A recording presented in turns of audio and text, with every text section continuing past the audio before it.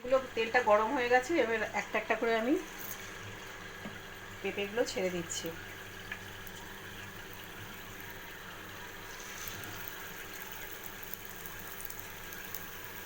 তোমরাও বাড়িতে এরকমভাবে ট্রাই করে দেখবে।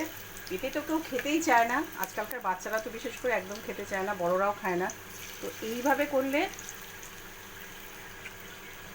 পেঁপে খাবে না, চেটে খাবে।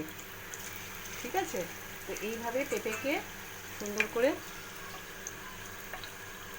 রান্না করবে।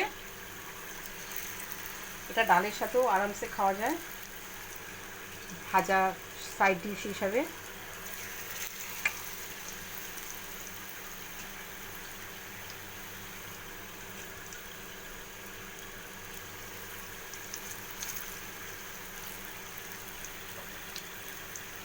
বন্ধুরা, ক্রিয়েশন অ্যান্ড ক্রিয়েটিভিটির তরফ থেকে তোমাদেরকে এই রেসিপিটা শেয়ার করছি।